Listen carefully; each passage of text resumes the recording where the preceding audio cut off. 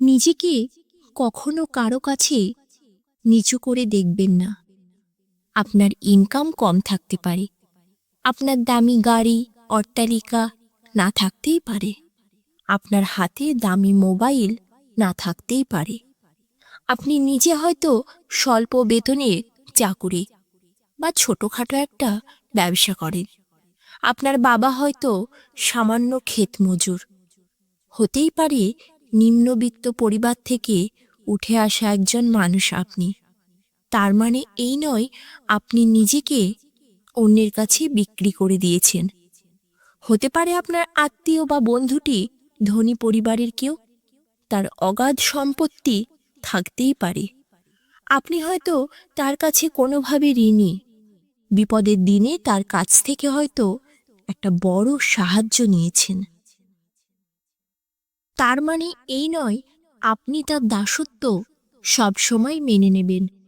এমন নয় যে তার কাছে ঋণী বলে তার ব্যক্তিগত সমস্ত কাজ আপনি করে দিতে বাধ্য থাকবেন। এমনটা নয় যে নিজের সময়, নিজের কাজকে অবহেলা করে সব সময় তার কৃতজ্ঞতার দাম দিতে আপনি বাধ্য থাকবেন। কথাগুলো কেন বললাম জানেন? আমাদের চারপাশে এমন কিছু মানুষ আছে যারা অন্যের উপকার করে শুধুমাত্র অপর দিকের মানুষটাকে নিজের বশে রাখবে বলে। সে উপকার করেছে মানে আপনি তার গোলামি করতে বাধ্য। সারা জীবন তাকে কৃতজ্ঞতার দাম দিয়ে যেতে হবে। কিন্তু কেন?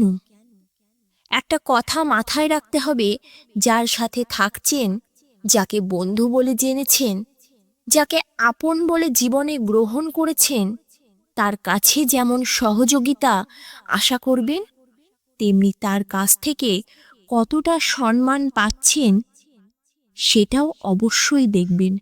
আপনার সময়, আপনার কাজ, পারিবারিক অবস্থা এগুলোকে যদি সে ছোট করে দেখে, তাহলে জানবেন আপনি তার কাছে নিরাপদ নন।